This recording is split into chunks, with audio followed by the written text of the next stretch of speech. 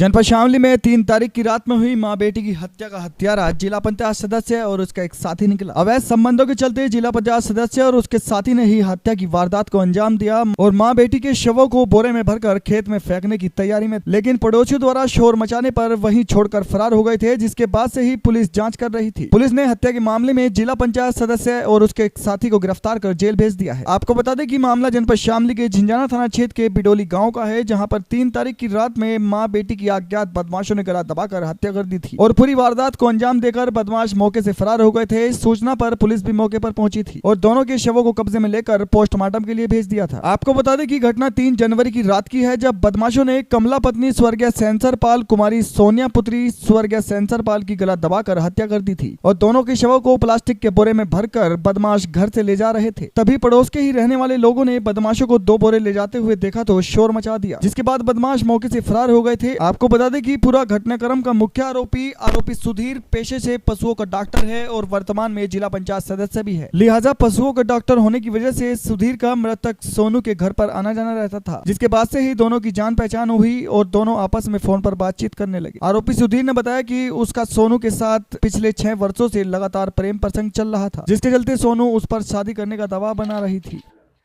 हत्या करी थी माँ बेटी, क्या पूरा मामला था? मुझे ब्लैकमेल, मेरे बच्चों को मारे धमकी देते रोजाना। ऐसा क्या हुआ जो तुमने एक लड़की के साथ उसकी माता की भी हत्या की है?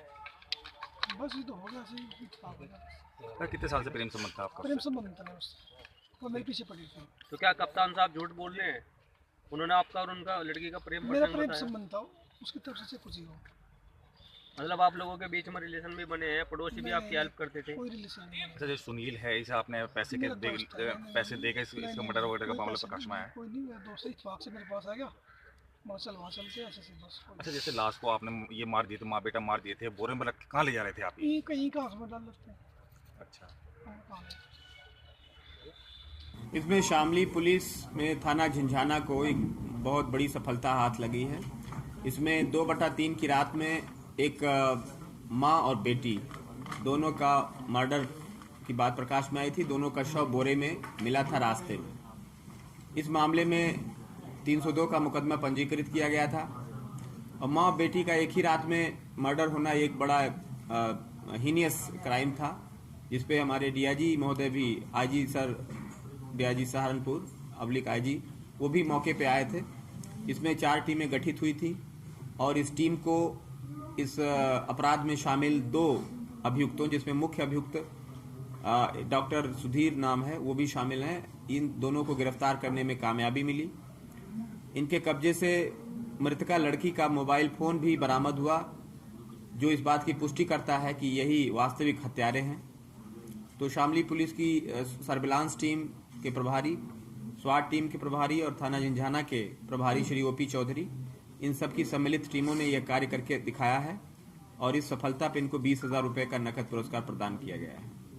इसमें आपको मोटिव बताना चाहूँगा, ये जो दोनों हत्यारे थे उसमें से मुख्य अभियुक्त डॉक्टर सुधीर की लड़की से 5-6 साल से जान पहचान थी। डॉक्टर सुधीर शादीशुदा थे, इनके 2 बच्चे हैं 17 और 18 साल के। इनमें प्रेम प्रसंग का मामला चल पड़ा और ये लड़की जो है, जो मृतका है, वो शादी करने का बराबर दबाव बना रही थी। उसी से परेशान होकर के डिप्रेशन में आ गए थे, ये इनका कहना है, और अंत में इन्होंने ये निर्णय लिया कि इस लड़की को ही रास्ते से हटा देना चाहिए। इन्होंने 2 तारीख की रात में अपने एक साथी, जिसका नाम सुनील है, बागपत जिले का रहने वाला है, उसको साथ लेकर उसके घर गए और रात में ही उसको, लड़की को काफ़ी समझाने की कोशिश की, ऐसा इनका कहना है, लेकिन वो नहीं मानी और शादी की बात पे, जिद पे अड़ी रही, जिसके कारण से लड़की का गला दबाकर इन्होंने हत्या कर दी। हत्या करने के दौरान लड़की की चीख पुकार से उसकी माँ भी जग गई, जो करीब 50 साल की उम्र की है। जगने के कारण उसकी भी इन्होंने हत्या कर दी और दोनों के शवों को बोरे में रख करके ये लोग ईख के खेत में फेंकने जा रहे थे कि रास्ते में कुछ लोगों के चिल्लाने से, चोर चोर चिल्लाने से, उसी डर के कारण रास्ते पर लाश को छोड़ के ये लोग फरार हो गए थे।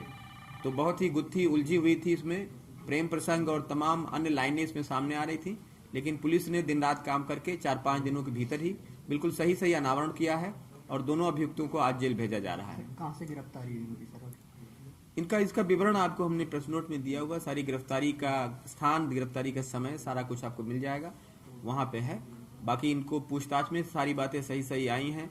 इन्हीं की निशानदेही पर लड़की का जो मोबाइल इन्होंने तोड़कर फेंक दिया था उसको भी वहां बरामद कर लिया गया है और अब इन्हें दोनों को न्यायालय के समक्ष भेजा जा रहा है। पूरी टीम को हमने 20,000 रुपए का इनाम दिया है। हाँ, इसमें मुख्य आरोपी जिला पंचायत सदस्य भी है।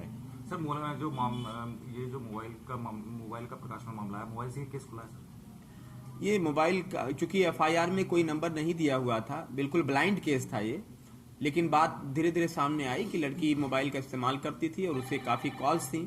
ये जानकारी मिली कि पिछले 3-4 महीनों में मुख्य अभियुक्त से करीब 1500 बार, यानी कि रोज करीब 10 से 15 बार कॉल का इसमें विवरण प्रकाश में आया है, जिसके आधार पे हम लोगों ने आगे बढ़ करके इनसे हिकमत अमली के साथ पूछताछ की। हालांकि ये मना करते रहे। फिर इनके एक करीबी दोस्त के बारे में जानकारी मिली, जो इनका बहुत ही करीबी दोस्त है, उससे जब पूछताछ की गई तो ये मामला परत दर परत खुलता चला आया। फिर उन्होंने भी सारी घटना कबूल की और फिर इनकी निशानदेही पे मोबाइल फोन बरामद करके घटना का सफल अनावरण कर दिया गया।